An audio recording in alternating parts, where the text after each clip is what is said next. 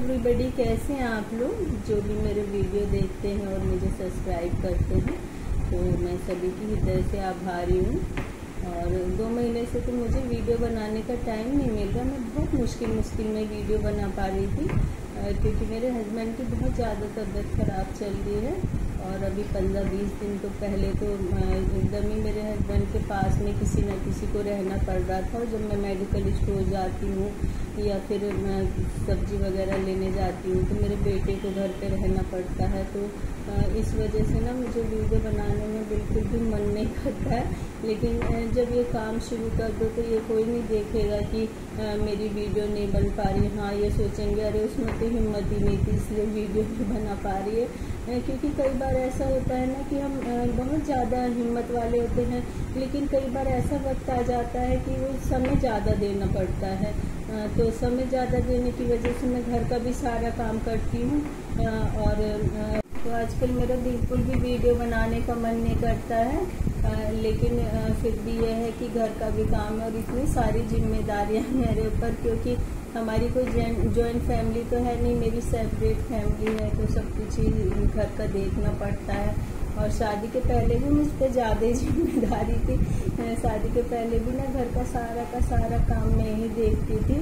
और लोग कहते हैं कि जो घर की सारी जिम्मेदारी संभालते हैं, घर का काम ज़्यादा करती हैं, तो वो अपना कैरियर नहीं बना पाती, अपने लिए कुछ नहीं कर पाती। और मैंने भी देखा है कि मेरी फ्रेंड की भी सिस्टर थी तो वो घर का ही सारा काम करती थी। तो वो ज़्यादा उसकी एजुकेशन नहीं हो पाई थी, वो ग्रेजुएट भी नहीं हो पाई थी। लेकिन मैं तो अपने घर का सारा काम भी करती थी और सारी घर की जिम्मेदारी मैं ही संभालती थी। लेकिन फिर भी मैंने वहाँ भी जो है पोस्ट ग्रेजुएशन किया था और यहाँ भी आकर के मैं सारा ही काम करती थी। और जब मैं शादी होकर के आई थी ना तब मेरे ऊपर बहुत ज़्यादा जिम्मेदारी थी। मेरे पास ऊपर काम की जिम्मेदारी कम थी और मेरा ना मेंटली प्रेशर मेरे ऊपर ज़्यादा रहता था। लेकिन ये कहते हैं ना कि यदि हम कोई काम करने लगे, जिम्मेदारी अपने ऊपर ले लें, ये सोच कर ही कि हमें ये काम करना ही है, तो उस काम में हमको सक्सेस मिल जाती है। हमको ना कभी किसी काम से हारना नहीं चाहिए कि नहीं ये काम तो मेरे से हो नहीं पाएगा। ये तो और मैंने तो ना ग्रेजुएशन भी किया है, तो मैंने सेल्फ स्टडी की थी। और बीए सेकेंड ईयर के बाद तो मैं कॉलेज में कभी गई भी नहीं। अटेंडेंस पूरी करने के लिए सिर्फ जाना पड़ता था हम लोगों को। जब अटेंडेंस पूरी हो जाती थी तो उस दिन से फिर मैं कॉलेज जाने बंद कर देती थी। तो ये समझ लीजिए कि मैंने बीए सेकेंड ईयर के बाद ना सिर्फ सेल्फ स्टडी की है। LLB भी मैं कॉलेज नहीं जाती थी, बहुत कम कॉलेज जाती थी। और लेक्चर वगैरह भी मैं वहाँ पर नहीं सुन पाती थी। लेकिन ना मेरे जो सब्जेक्ट्स थे बीए में या फिर स्कूल में, तो मुझे ना उन सब्जेक्ट्स में बहुत ज़्यादा इंटरेस्ट था। मेरे बहुत अच्छे मार्क्स आते थे। और स्कूल में भी मैं कई बार स्कूल नहीं जाती थी क्योंकि मेरी तबीयत बहुत ज़्यादा ख़राब हो जाती थी। तो 2-2, 3-3 महीने की मुझे छुट्टी लेनी पड़ती थी। तो मेरे पास जो बुक्स होती थी मैं उनसे नोट्स बना लेती थी। और जो मेरे नोट्स थे वो मेरी मैडम को बहुत ही ज़्यादा पसंद आते थे। उन नोट्स से वो जो क्वेश्चन आंसर है ना और बच्चों को भी लिखवाती थी। तो इसलिए ना मुझे सेल्फ स्टडी में कोई परेशानी नहीं आई। ना मैंने कभी ट्यूशन पढ़ा, ना कभी कहीं कोचिंग गई, क्योंकि कोचिंग के लिए तो बहुत ज़्यादा पैसे चाहिए होते हैं। उस समय तो मेरे घर पे ऐसा कुछ नहीं था, हम लोग 4 भाई बहन थे। लेकिन मुझे लगता है ना कि जो लोग ना भगवान को ज़्यादा अच्छे लगते हैं, उन्हें परेशानी भी ज़्यादा देते हैं, उनको आजमाते रहते हैं कि तुम में कितनी हिम्मत है, कितना हौसला है कि मैं तुम्हें आजमाते रहूँगा और तुम कभी हारना नहीं। और यदि तुम हार गए तो फिर तुम मेरे भक्त नहीं हो। तो मुझे लगता है कि मेरे लिए भी ना कुछ ऐसा ही भगवान ने सोच रहा था। लेकिन मुझे ऐसी कोई परेशानी नहीं। मुझे ऐसा लगता है कि मैं भगवान की ना सबसे ज़्यादा प्रिय हूँ, इसलिए मुझे इतने दुख और कष्ट मिलते हैं। लेकिन ना मैं कभी ना हारती हूँ और मैं उदास भी बहुत कम ही होती हूँ। मेरे आसपास जितने भी रहते हैं ना, मैं बोलती तो बहुत कम हूँ, लेकिन एक बात भी ऐसी बोलती हूँ कि सभी हंसते हैं। तो मैं अपने बच्चों को भी नहीं कभी उदास रहने देती हूँ। और मैं शादी के बाद से घर गृहस्थी में इतना ज़्यादा इन्वॉल्व हो गई कि मैंने अपने बारे में बिल्कुल भी नहीं सोचा। अब तो मेरे हस्बैंड भी मेरे बच्चों से बोलते हैं कि तुम्हारी मम्मी ने देखो एकदम सन्यासियों की तरह पूरा जीवन लगा दिया तुम लोगों में। मैं तुम्हारी मम्मी की तो लाइफ शादी के पहले की ऐसी बिल्कुल भी नहीं थी।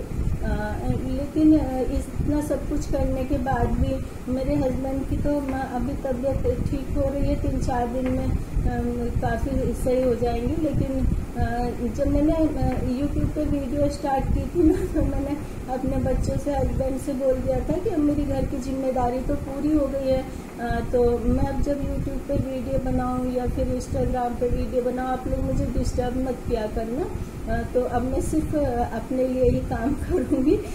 तो जब मैंने YouTube पर वीडियो स्टार्ट किया था, उसके 2 महीने बाद ही ना मेरे जो है बच्चे को बहुत ज़्यादा प्रॉब्लम होने लगी, स्टमक पेन होने लगा, सारी रात मुझे जागना पड़ता था। फिर डॉक्टर को दिखा करके आए, तो उसके जो गॉल ब्लैडर में 15 mm की स्टोन है, तो बहुत ज़्यादा प्रॉब्लम है। लेकिन उसको अभी जो है आयुर्वेद का ट्रीटमेंट चल रहा है, क्योंकि ऑपरेशन नहीं करा सकते, क्योंकि ऑपरेशन में रिस्क बहुत ज़्यादा होता है।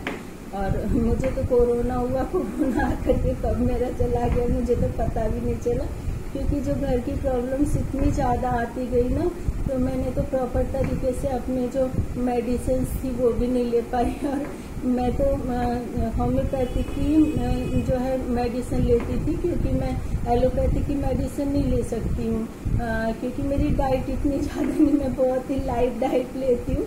और जो एलोपैथिक की मेडिसिन होती है उनके लिए तो बहुत ज़्यादा हैवी डाइट लेनी पड़ती है, और इस तरह से हैवी डाइट ले करके तो मैं बीमार पड़ जाती हूँ। तो इसलिए मुझे होम्योपैथिक की जब भी बुखार आए, कोई भी प्रॉब्लम आए, तो मैं होम्योपैथिक की मेडिसिन लेती हूँ, ट्रीटमेंट लेती हूँ। लेकिन मुझे अपनी बीमारी परेशानी का कोई फ़र्क नहीं पड़ता। मुझे सबसे ज़्यादा जो परेशानी अपने बच्चों की है, जिन बच्चों के लिए मैं रात दिन परेशान रहती हूँ, इनके लिए सोचते रहना कि ये किस तरह से आगे बढ़े। मेरे दोनों बच्चे बहुत ही आगे बढ़ गए हैं, भगवान की बहुत बड़ी कृपा है कि हम ये सोचते ना कि हमें दुख दे रहे हैं, लेकिन हमको दुखों से हट के ये भी सोचना चाहिए कि उसके अलावा भी भगवान हमको दे रहे हैं।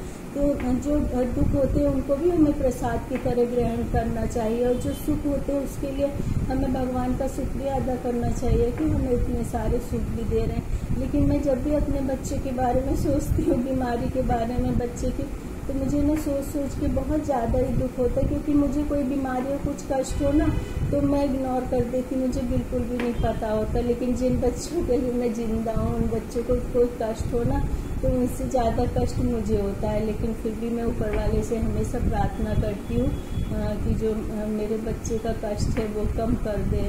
और मैं अपने बच्चे को भी पूरा सपोर्ट करती हूँ कि ये जैसे आपको कोई परेशानी है, कष्ट है, आप बीमार हो, तो आप उसको नेगेटिव ना लो, उसको ना पॉजिटिव लो। क्योंकि यदि आप किसी भी बीमारी को, कष्ट को आप पॉजिटिव लेंगे, तो आप में पॉजिटिव एनर्जी आएगी, आप में इम्प्रूवमेंट भी ज़्यादा से ज़्यादा होगा।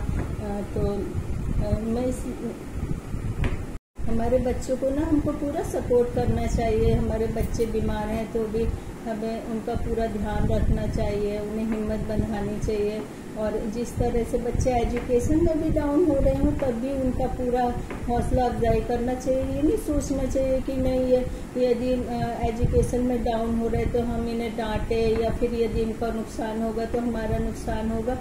तो आप यदि अच्छी तरह से आपके बच्चे के बारे में सोच समझ रहे हैं, उसे सही मार्गदर्शन दे रहे हैं, तो ना तो आपके बच्चे का कभी गलत हो सकता है, ना बच्चे की वजह से आपका कोई गलत हो सकता है। क्योंकि बच्चे के लिए ना कोई लाइन होती है, तो आप समझिए कि आपका बच्चा जो है वो किस लाइन में जा सकता है, तो आप उसी लाइन में उस बच्चे का सपोर्ट करें। तो देखिए कि आपको ना तो टेंशन होगी, और आपका बच्चा भी ज़्यादा से ज़्यादा एजुकेशन लाइन में, जॉब में आगे बढ़ता चला जाएगा।